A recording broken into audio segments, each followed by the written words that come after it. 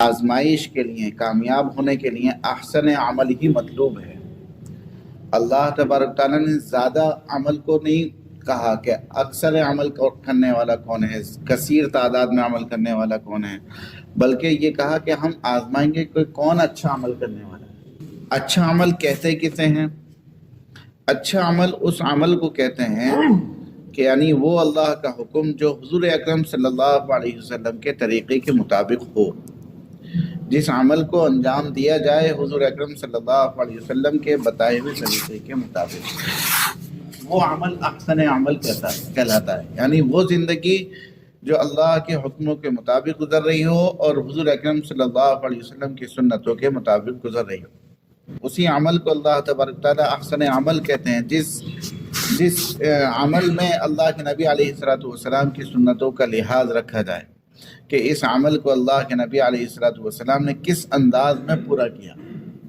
اب ہم حضور اکرم صلی اللہ علیہ وسلم کی پوری زندگی کو دیکھتے چلے جائیں کہ اللہ کے نبی علیہ السلام نے کس طریقے سے گزارا، گھر کے اندر کی زندگی حضور اکرم صلی اللہ علیہ وسلم کی کیسی تھی، گھر سے باہر کی زندگی حضور اکرم صلی اللہ علیہ وسلم کی کیسی تھی، ساری کی ساری زندگی اللہ کے نبی علیہ السلام کی روایات میں پھیلی ہوئی ہے، سیرت کی کتابوں میں سب لکھا ہوا ہے۔ اور اللہ کے نبی علیہ السلام نے ہر عمل کو کر دکھلایا، نمونہ بنا کر دکھلایا کہ انسان اپنی عملی زندگی میں جس اعتبار سے بھی زندگی گزار رہا ہے، انفرادی طور پر زندگی گزار رہا ہے، اجتماعی طور پر زندگی گزار رہا ہے، ماتحتی کی زندگی گزار رہا ہے، یا امیر ہونے کی حیثیت سے زندگی گزار رہا ہے، جس طرح سے بھی زندگی گزار رہا ہے اس طرح کی زندگی اللہ کے نبی علیہ السلام کی دیکھے اور اس کے مطابق زندگی گزارے۔ کہ پڑوسی ہیں تو ہم دیکھیں کہ حضور اکرم صلی اللہ علیہ وسلم پڑوسیوں کے ساتھ کیسا عمل کرتے تھے۔ اگر ہم بھائی ہیں، بیٹے ہیں، باپ ہیں، شوہر ہیں، یا جس اعتبار سے بھی ہیں ہم، اس اعتبار سے ہم حضور اکرم صلی اللہ علیہ وسلم کی زندگی کو دیکھیں کہ حضور اکرم صلی اللہ علیہ وسلم کی کیسی زندگی تھی۔ کہ اگر ہم کھانا کھا رہے ہیں تو ہم دیکھیں کہ حضور اکرم صلی اللہ علیہ وسلم کس طرح سے کھانا کھاتے تھے، ہم سو رہے ہیں تو ہم دیکھیں کہ حضور اکرم صلی اللہ علیہ وسلم کس طریقے سے سو رہے تھے، یا ہم کسی کے ساتھ معاملہ کر رہے ہیں تو ہم دیکھیں کہ حضور اکرم صلی اللہ علیہ وسلم کا معاملہ کرنے کا انداز کیا تھا۔ کہ یہ زندگی تھی حضور اکرم صلی اللہ علیہ وسلم کی، اور یہی زندگی اللہ کے نبی علیہ السلام نے امت کے سامنے پیش کی، امت کو نمونہ بن کر دکھلایا کہ ہم جو بلا رہے ہیں، اللہ تبارک تعالیٰ جس دین کی طرف بلا رہے ہیں، جس مذہب کی طرف بلا رہے ہیں، وہ مذہب وہ ہے جو حضور اکرم صلی اللہ علیہ وسلم گزار کر دکھلا رہے ہیں۔ کہ صحابہ کرام رضی اللہ عنہم اجمعین کے مشرکین کو پکڑ کر لاتے تھے اور مسجد نبوی کے ممبروں سے باندھ دیا کرتے تھے، کہ وہ دیکھتے تھے کہ ان صحابہ کا، ان لوگ مسلمانوں کا کیسے 24 گھنٹہ گزر رہا ہے، اپنے بھائیوں کے ساتھ ان کے معاملات کیا ہیں، اپنے بچوں کے ساتھ ان کے معاملات کیا ہیں، مسجد کے اندر کی زندگی ان کی کیسی ہے، بازار کی زندگی ان کی کیسی ہے، کہ امت کے سامنے نمونہ پیش کیا اللہ کے نبی علیہ السلام نے۔ تو اس نمونے کی زندگی کو جب ہم اپنائیں گے تو ہماری زندگی ایمان والی زندگی کہلائے گی۔ کہ اگر ہم انفرادی طور پر کسی ایک عمل کو اپنا رہے ہیں تو اس عمل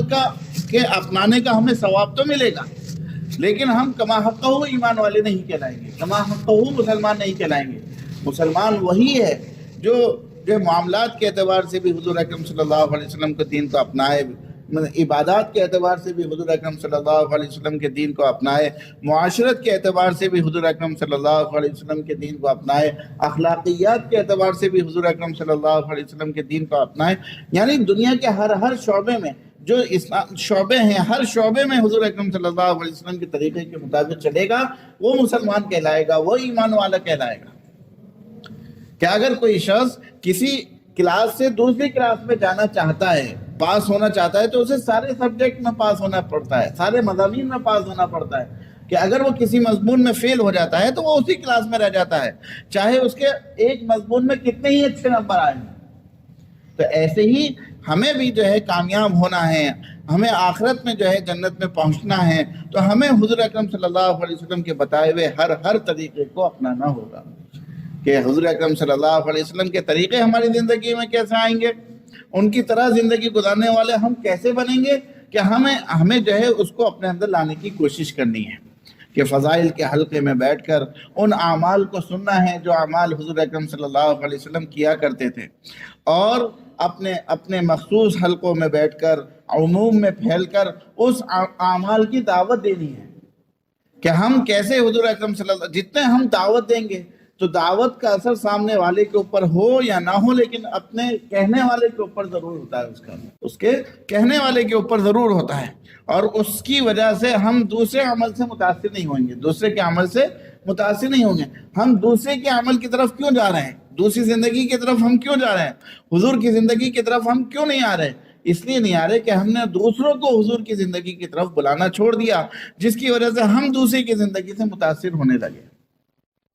ہم دوسروں کی زندگی سے متاثر ہونے لگے۔ جو یہ اعمال ہیں، یہ اعمال چھوٹے چھوٹے سے اعمال ہیں کہ فضائل کے حلقے میں بیٹھنا، مشورہ کرنا،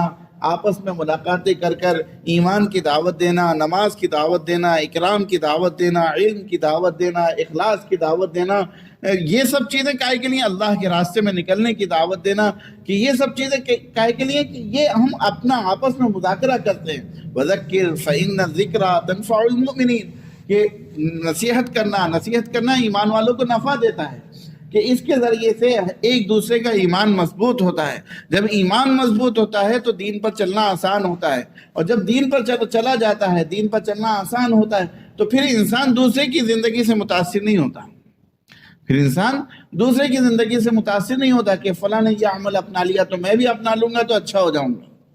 کہ ہمیں نہیں پتا کہ اس کے عمل کے کیا نقصانات ہیں، کیا فوائد ہیں، لیکن ہم دوسرے کی زندگی میں ہونے کی وجہ سے ہم اس سے متاثر ہو رہے ہیں۔ تو میرے محترم بزرگ دوستو، یہ جو چھوٹے چھوٹے سے اعمال ہیں، ان اعمال سے جڑنے کی اس لیے دعوت دی جاتی ہے کہ ہم اگر اپنی مشغول زندگی میں ان چھوٹے چھوٹے اعمال میں بھی جڑے رہیں گے تو اس کی وجہ سے اللہ تبارک تعالیٰ ہمارے دل کے اندر مکمل دین پر چلنے کا احساس پیدا کرے گا، مکمل دین پر چلنے کا احساس پیدا کرے گا۔ جب انسان کی زندگی میں احساس آتا ہے تو وہ ہر چیز کو حاصل کرنے کی کوشش کر لے۔ جب احساس ہی نہ ہو دین پر چلنے کا تو پھر ہم دین کو حاصل کہاں سے کر لیں گے؟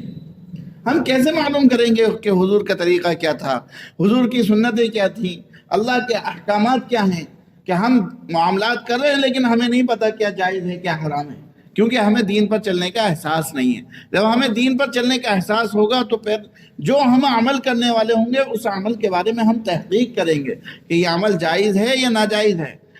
مستحب ہے یا سنت ہے، اور اس عمل کو اللہ کے نبی علیہ الصلوۃ والسلام نے کس طریقے سے کر کے دکھایا ہے، اس عمل کے تعلق سے حضور کی کیا سنتیں ہیں، کہ جب ہمارے دل کے اندر یہ احساس پیدا ہو جائے گا تو ہمارا مکمل دین پر چلنا آسان ہو جائے گا۔ تو میرے محترم بزرگ دوستو، ان اعمال میں اس لیے جوڑا جاتا ہے۔ ہمارے ہاں فجر کے بعد تعلیم ہوتی ہے کہ درخواست ہے کہ ہر ایک آدمی جو ہے اپنے فجر کی نماز کے بعد جو ہے اس عمل میں شرکت کرنے کی کوشش کرے۔ پھر اس کے بعد پورے محلے کے اعتبار سے فکر ہوتی ہے کہ کیسے جو ہے ہر ایک انسان جو ہے مسجد میں آنے والا بن جائے، مسجد میں آنے والا بن جائے۔ عصر کے بعد، مغرب کے بعد، عشاء کے بعد ملاقاتیں ہوتی ہیں، اور